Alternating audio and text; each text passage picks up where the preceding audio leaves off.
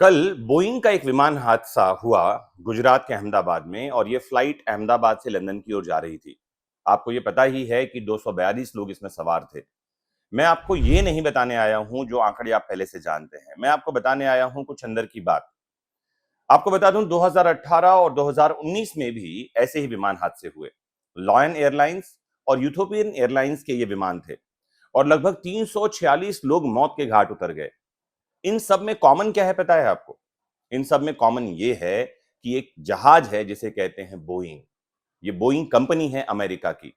और आपको बता दूं इससे पहले भी लगभग 900 लोग इस उड़ते मौत के ताबूत में मौत के गाल में समा चुके हैं। कारण क्या है आज पड़ताल करेंगे इस पूरे वीडियो लेक्चर में। और ये भी समझेंगे कि सरकारें सोई हुई क्यों हैं। अगर ये विमान इतना ज्यादा खतरनाक है जिसमें लगातार मौतें हो रही हैं, उसके बाद सरकारें इस विमान को बंद क्यों नहीं कर रही हैं। अभी हाल ही में 3 महीने तक के लिए इसके उड़ने पर रोक लगा दी गई थी। इसके पहले अमेरिका ने इस कंपनी को अपने सारे एयरक्राफ्ट मंगवाने के लिए कहा था और 1 साल तक इसकी उड़ान पर रोक लगी हुई थी। अगर लगातार ऐसे हादसे हो रहे हैं तो इस विमान कंपनी के ऊपर आरोप लगाने के बाद इसको बंद क्यों नहीं कर दिया जाता। ये बोइंग कंपनी कई सारे आरोप स्वयं पर झेल रही है।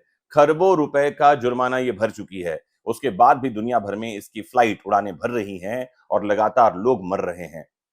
आइए पड़ताल करते हैं ऐसे अनसुलझे प्रश्नों के और ये भी तय करेंगे अंत में कि जिम्मेदार कौन है। जिम्मेदारों को समझदार बनना पड़ेगा, जागना पड़ेगा। एक प्रश्न का उत्तर हर किसी को पूछना चाहिए कि अगर सरकार के पास कोई एयरपोर्ट नहीं है मैनेज करने के लिए, क्योंकि ये प्राइवेट हैंड्स में है, और साथ ही सरकार के पास कोई एयरलाइन नहीं है क्योंकि एयर इंडिया पहले गवर्नमेंट के पास थी जिसे टाटा सन्स को बेच दिया गया है, फिर हमारा एविएशन मंत्रालय, एविएशन मिनिस्ट्री कर क्या रहा है? क्या ये सिर्फ खेद और संवेदना प्रकट करने के लिए है या मंत्रियों को थोड़ी शर्म भी आएगी?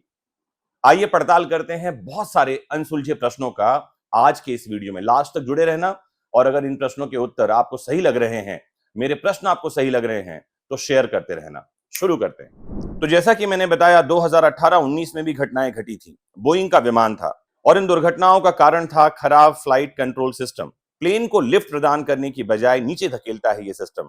और अहमदाबाद में जो प्लेन क्रैश हुआ है उसमें भी अगर आप फुटेज देखें तो साफ दिखाई पड़ रहा है कि विमान उठने की बजाय अचानक नीचे जाना शुरू होता है। मुझे लगता है कि ये दुर्घटनाएं जो हैं इंजन फेलियर की बजाय सॉफ्टवेयर सिस्टम या हार्डवेयर की प्रॉपर इंस्टॉलेशन में ही कोई कमी के कारण हुई होगी। आपको बता दूं बोइंग कंपनी लगातार पिछले कुछ समय से विवादों में घिरी रही है। कभी इसके प्लान क्रैश हो जाते हैं, कभी सॉफ्टवेयर में दिक्कत आती है और कभी क्वालिटी से कंट्रोल करके ये खराब प्लेन पार्ट्स जो है इस्तेमाल करते हैं, जिसका आरोप इन पर लगता रहा है।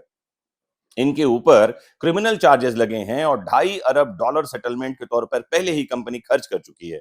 आप सर्च करेंगे तो पाएंगे कि बोइंग का हर साल कोई ना कोई कांड, कोई घटना सामने आती है। आखिर इस बारे में कोई बात क्यों नहीं कर रहा, कोई आक्रोश क्यों नहीं दिखा रहा? आपको बता दूं कि जब कभी बोइंग का कोई कर्मचारी या ऑफिसर बोइंग कंपनी की कार्यप्रणाली पर प्रश्न उठाता है, अगर आप गूगल करेंगे तो सर्च करके पाएंगे, तो होता यह है कि उस कर्मचारी या अधिकारी की लाश उसके ही घर में संदिग्ध परिस्थितियों में पाई जाती है। क्या है ये साजिश? इस पर हुक्मरान बंद क्यों करके बैठे हैं अपने कान? इस पर उनके कान में जूं क्यों नहीं रेंग रही है? उनकी आंखें क्यों बंद है? इन प्रश्नों का जवाब शायद सरकार को और एविएशन मिनिस्ट्री को देना चाहिए। तो आपको बताऊं कुछ वर्षों पहले की बात है।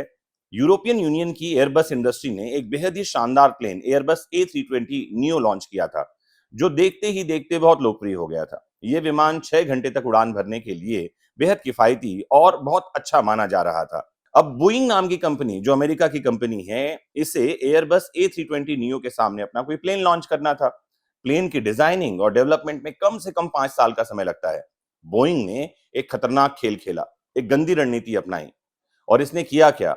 अपने पुराने 737 एयरक्राफ्ट में बदलाव किया। उसे नाम दे दिया गया 7337 मैक्स और उसमें सिर्फ इंजन बदल दिया गया। यही एयरक्राफ्ट है ड्रीम लाइनर, जिसमें कि अभी हादसा हुआ है गुजरात के अहमदाबाद में। इसमें किया क्या है कि सिर्फ एक बड़ा इंजन लगा दिया गया है जो ज्यादा थ्रस्ट पैदा करता है। मतलब बॉडी वही है, डिजाइन वही है, बड़ा इंजन लगा दिया गया। इससे हुआ क्या कि बोइंग ने देखा कि विमान का नोज ऑटोमेटिक ऊपर की तरफ होने लगता है। क्योंकि इंजन बड़ा है, इसीलिए एरोडायनेमिक्स पर असर पड़ रहा है। फिर बोइंग कंपनी ने दिमाग लगाया। उसने एक सॉफ्टवेयर बनाया। इसे आज किलर सॉफ्टवेयर के नाम से जाना जा रहा है। सॉफ्टवेयर का नाम है MCAS। पूरा फुल फॉर्म है इसका मैन्यूवरिंग कैरेक्टरिस्टिक्स ऑगमेंटेशन सिस्टम। यह सॉफ्टवेयर ऑटोमेटिक प्लेन की हॉरिजॉन्टल स्टेबलाइजर को ट्रिम करके प्लेन की नोज को एडजस्ट कर देता है। बोइंग ने सॉफ्टवेयर के बारे में किसी भी एयरलाइन या कंपनी को नहीं बताया, ना ही किसी पायलट को प्रॉपर ट्रेनिंग दी गई। और फिर इस किलर सॉफ्टवेयर ने 3 प्लेन को यात्रियों और क्रू मेंबर के साथ गिरा दिया था। आपको जानकारी दूं, और इसमें लगभग 900 से ज्यादा लोग पहले मारे जा चुके हैं, जिसमें इंडोनेशिया में हुआ एक्सीडेंट भी शामिल है, जिसका एक पायलट भारतीय था। आपको ये जानकारी दूं, बोइंग ने इस करतूत के लिए माफी मांगी थी और सारे प्लेन वापस ले लिए थे। आप गूगल करेंगे तो पाएंगे कि इससे बोइंग को खरबों डॉलर का नुकसान पहुंचा और उसकी साख खत्म हो गई, और वहीं लंबे समय तक बोइंग के प्लेन मार्केट में नहीं थे। लेकिन वहीं इसके लिए किसी भी मृतक के परिवार वालों को कोई मुआवजा नहीं दिया गया, और ना ही अमेरिका सरकार ने बोइंग के ऊपर कोई जुर्माना लगाया। फिर बोइंग ने ड्रीम लाइनर लॉन्च किया, और इसमें भी कॉस्ट कटिंग करने के लिए बेहद घटिया बैटरी डाल दी। ये ड्रीम लाइनर कुछ और नहीं है, वो इसका ही अपडेटेड वर्जन है, जिसे 737 विमान के नाम से जाना जाता है। बोइंग का ड्रीम लाइनर शुरू से विवादों में रहा है। जब ये नया नया बना था, लगभग आज से 14-15 साल पहले, तब इसकी 13 से ज्यादा विमानों की बैटरी में ब्लास्ट हुआ था, और उस ब्लास्ट की वजह से 3 बड़ी विमान दुर्घटनाएं हुई थी। और उसके बाद से बोइंग ड्रीम लाइनर को ग्राउंड कर दिया गया था, और सभी विमानों की बैटरी बदलने का दबाव बनाया गया था। आप समझ रहे हैं इन आंकड़ों को? इन आंकड़ों से पता चलता है कि बोइंग जो है, एक उड़ता हुआ उड़न ताबूत है। लेकिन क्या सिर्फ बोइंग में ही विमान दुर्घटनाएं हो रही हैं? नहीं, मैं कुछ आंकड़े आपको और बताता हूं। तो एविएशन सेफ्टी के अनुसार सबसे ज्यादा विमान हादसे टेक ऑफ के दौरान और फिर लैंडिंग के दौरान होते हैं। बीते 7 साल में हर साल औसतन 200 विमान हादसे हुए हैं। 2023 में 109 ऐसी दुर्घटनाएं हुई थी, जिनमें से 37 टेक ऑफ के टाइम पर और 30 लैंडिंग के टाइम पर हुई थी। और अभी जो आपने एयर इंडिया का विमान हादसा देखा है, ये टेक ऑफ के समय हुआ है। दरअसल टेक ऑफ या लैंडिंग के दौरान इंजन फेल हो जाते हैं। एविएशन सेफ्टी के आंकड़ों के अनुसार 2017 से 2023 के बीच दुनिया भर में 813 प्लेन क्रैश हुए हैं। जी हां, 813। और प्लेन क्रैश की 813 घटनाओं में 1473 यात्री अपनी जान गंवा चुके हैं। सबसे ज्यादा हादसे लैंडिंग के टाइम पर होते हुए दिखाई पड़ते हैं, और ये जो 1400 से ज्यादा यात्री मरे हैं, इनमें से 14 हादसे भारत में ही हुए हैं। मतलब इन बातों को देखकर समझ में आता है कि एविएशन इंडस्ट्री बहुत सही काम तो नहीं कर रही है। मतलब सेफ्टी के साधन जो हैं उनको बढ़ाने की आवश्यकता है, और ज्यादा इक्विप्ड होना चाहिए एविएशन इंडस्ट्री को, एयरक्राफ्ट्स को। अब अपने मूल प्रश्न पर लौटते हैं, जिम्मेदार कौन है? तो क्या सरकार जिम्मेदार है? हमको जिम्मेदारी तो तय करनी पड़ेगी, क्योंकि जब कभी भी हम अपने घर से निकलते हैं थोड़ी दूर जाने के लिए, तो अपनी गाड़ी का फ्यूल और टायर में हवा कम से कम ये चेक कर ही लेते हैं। विमान अहमदाबाद से लंदन जा रही थी, और क्या सेफ्टी मेजर्स को चेक नहीं किया गया था? ये जानना समझना जरूरी है। तय करना होगा कि एविएशन मिनिस्ट्री का काम क्या है। जांच सामने आनी चाहिए, जांच स्पष्ट होनी चाहिए। जांच की जिम्मेदारी एजेंसीज को सौंप दी गई है, लेकिन देखना यह होगा कि लीपापोती ना हो जाए, क्योंकि जो लोग मृतक हैं, उनके परिवार वालों को क्या चीज सांत्वना दिलाएगी? क्या टाटा सन्स के द्वारा दिया जाने वाला 1 करोड़ रुपए का मुआवजा उनकी कमी को पूरा कर पाएगा? क्या दोबारा हम ऐसे हादसों को होने से रोक पाएंगे?